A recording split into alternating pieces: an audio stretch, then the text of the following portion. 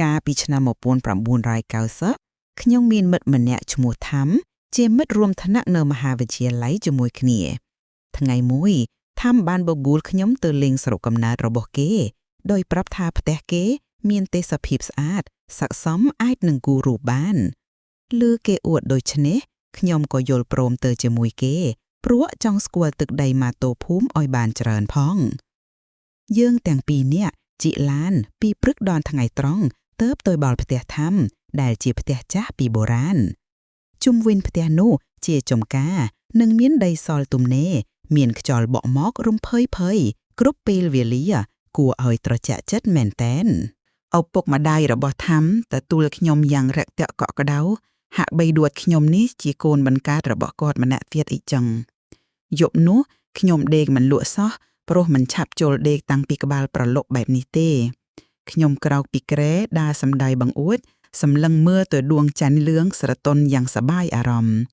ភ្លាមនោះខ្ញុំក៏បានឮសំឡេងឆ្មាយំមកពីឆ្ងាយក្នុងចំការផ្នែកខាងស្ដាំដៃរបស់ខ្ញុំវាជាសំឡេងស្រែកគួរឲ្យព្រឺខ្លាចខ្ញុំស្រាវស្រានព្រឺរោមពេនខ្លួនក៏ប្រញាប់បិទបង្អួចចូលដេកភ្លាមចិត្តរបស់ខ្ញុំសង្ស័យជាមិនដឹងជាឆ្មាពិតឬក៏ខ្មោចឡងទេសំឡេងមាន់រងាវទទួលអរុណថ័យថ្ងៃថ្មីមកដល់ផ្ទៃមេឃពណ៌លឿងក្រហមច្រាលគួរឲ្យចាប់ភ្នែកខ្ញុំខ្ញាក់ឡើងមកជួយស្រោចដំណាំឪពុករបស់ថាំនិងជជែកគ្នាពីនេះពីនោះទៅជារឿយរហូតមកដល់ខ្ញុំសួរគាត់នៅរឿងមួយគាត់បែរជាឈប់ជជែកជាមួយខ្ញុំព្រមទាំងដើរចូលផ្ទះទៅធ្វើឲ្យខ្ញុំឆ្ងល់សង្ស័យណាស់ខ្ញុំគ្រាន់តែសួរគាត់ថាកាលពីយប់មិញបានឮសំឡេងឆ្មាយំឬទេសំឡេងលាន់ចេញពីក្នុងចំការគួរឲ្យខ្លាចណាស់ក្រោយពីអាហារពេលព្រឹករួចថាំបបួលទៅក្នុងចំការដើម្បីគូររូបយើងពីរនាក់ដើរទៅជារឿយរួចក៏មកឈប់ត្រង់បរិវេណស្រះទឹកដែលមានផ្កាឈូករីករហឹងគួរឲ្យចង់គយគន់ចំណែកថាំបានសុំខ្លួនត្រឡប់ទៅជួយធ្វើកិច្ចការម៉ែនៅផ្ទះលុះដល់ថ្ងៃត្រង់ទើបគេនឹងយកស្បៀងអាហារមកឲ្យខ្ញុំដល់ពេលបាយធ្វើត្រង់ថាំយកអាហារមកឲ្យខ្ញុំនិងបានអង្គុយជជែកលេងមួយសន្ទុះទើបសុំខ្លួនត្រឡប់ទៅវិញគេចេញទៅបានប្រហែល100ម៉ែត្រក៏ងាកស្រែកផ្ដាំក្នុងថាអេអាសានប្រញាប់ត្រឡប់ចូលផ្ទះវិញកុំឲ្យដល់ងាកភ្លេចឪពុករបស់គ្នាផ្ដាំមកខ្ញុំបំរុងនឹងសួរគេថាហេតុអ្វីប៉ុន្តែគេដាច់បាំងព្រៃចូលផ្ទះបាត់ទៅក្រោយពីគូរូបរួចមួយផ្ទាំងខ្ញុំបានក្រាលកន្ទេលតម្រេតខ្នងលេងរហូតភ្លេចដេកលក់បាត់មិនដឹងខ្លួនពេលកំពុងបានយល់សប្តាហ៍ឃើញថាមានឆ្មាខ្មៅមួយដើរមកឈប់នៅចំពោះមុខខ្ញុំស្រែកខ្លាំងនិងបញ្ចេញចង្កូមគួរឲ្យខ្លាចកែវភ្នែករបស់វាក្រហមដូចងងឹកភ្លើងប្រឹងសម្លាក់មករកខ្ញុំដូចជាមានបំណងអាក្រាតស្លាប់ហើយមួយសន្ទុះឆ្មានោះក៏ប្រែរូបคล้ายជាផ្សែងពណ៌ក្រហមមួយដុំធំហក់បោះពួយឡើងទៅលើអាកាសក្រោយមកដុំផ្សែងនោះបាត់ទៅបន្តិចម្ដង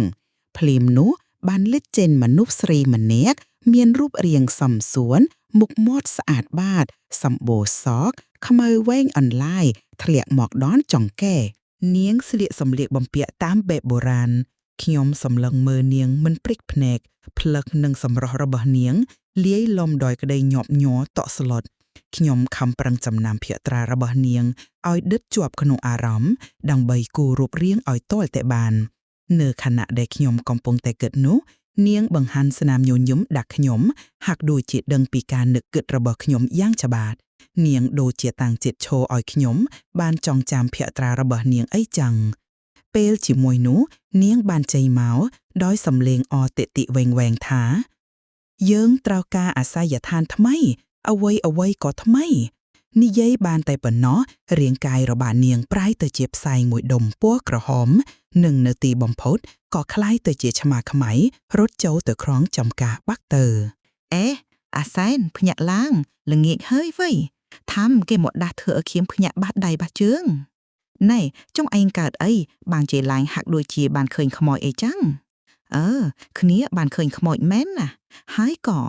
ពេលខ្ញុំនិយាយឲ្យគេស្ដាប់ថាំធ្វើភ្នែកស្លើព្រមទាំងរៀតដៃរៀតជើងជាភាសាគឺឲ្យខ្ញុំឈប់និយាយពេលលប់យប់បន្ទាប់ណថាំនាំខ្ងាំទៅកំសាន្តនៅដងអូមួយដែលមានទឹកហូរវិញលើផ្ទាំងថ្ម ព្រមទាំងមានដើមឈើជ្រុងច្រាំងចោលម្លប់ត្រឈឹងត្រឈៃខ្ញុំបានយកឧបករណ៍របស់ខ្ញុំទៅគូររូបភាពមនុស្សស្រីដែលបង្ហាញខ្លួនក្នុងសុពិនរបស់ខ្ញុំបានរួចរាល់ដោយបំណង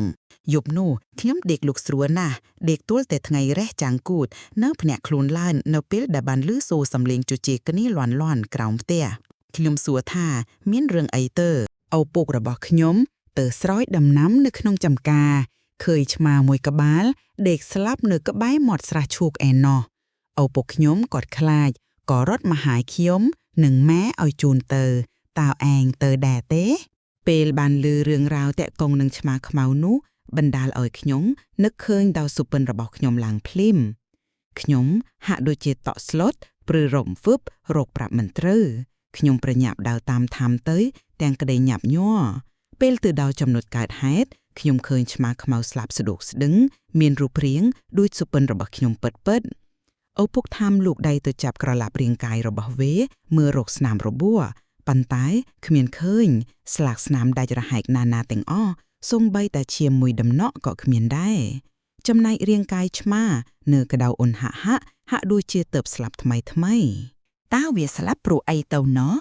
នេះជាសំណួរដែលពួកយើងទាំង4នាក់គិតមិនចេញ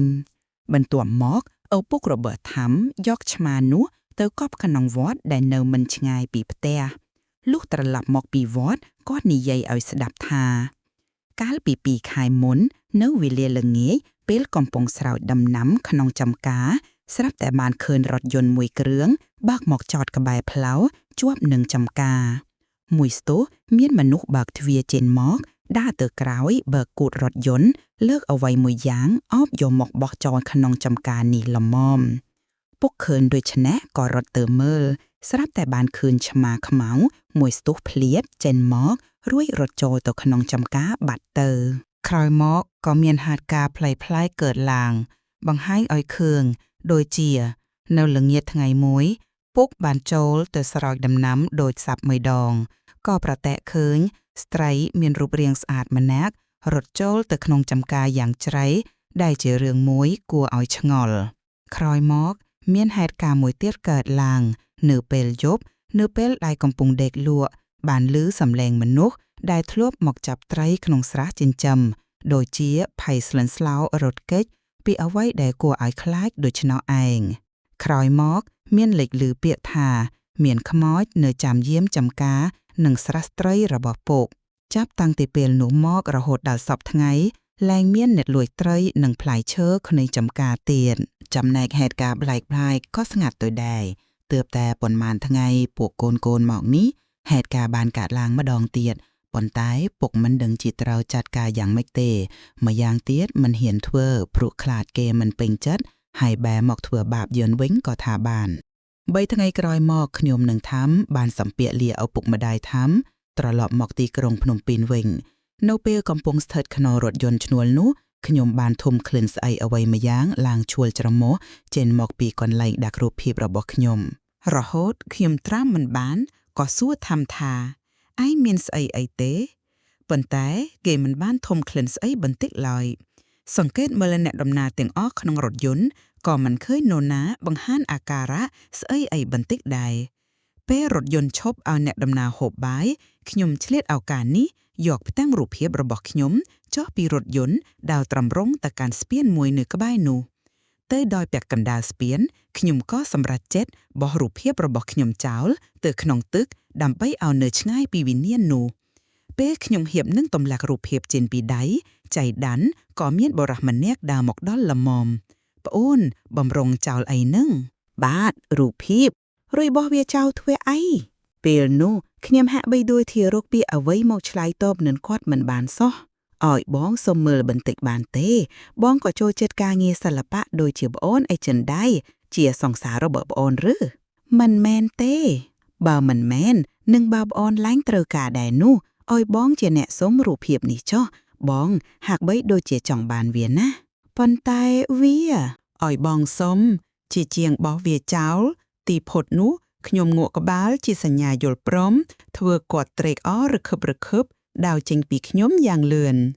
ខ្ញុំតាមសម្លឹងមើលបរិសនោះរហូតផុតកន្ទុយភ្នែកមកដល់ភ្នំពេញវិញយប់នោះដេកយល់សប្ដាយឃើញថា រូបភាពរបស់ខ្ញុំបានហោះកលាំងជុំវិញខ្ញុំ3ជុំរួចហើយហាមាត់ម្ហប់ស្រដីឡើងយ៉ាងស្រទន់ថានាងខ្ញុំសូមអរគុណអ្នកមានគុណដែលបានជួយបដូរអសយដ្ឋានឲ្យនាងខ្ញុំធ្វើឲ្យនាងខ្ញុំទៅចាប់ជាតិបានអ្នកមានគុណដឹងទេសពថ្ងៃម្ចាស់របស់នាងខ្ញុំស្រឡាញ់នាងខ្ញុំណាស់ក៏ថែរក្សានិងទុកដាក់រូបភាពនោះយ៉ាងគួរសមបំផុតនិយាយតែប៉ុណ្ណោះនាងក៏ហោះក្រឡឹងខ្ញុំ3ជុំរួចហោះឆ្ងាយទៅបន្តិចម្ដងរហូតផុតកន្ទុយភ្នែក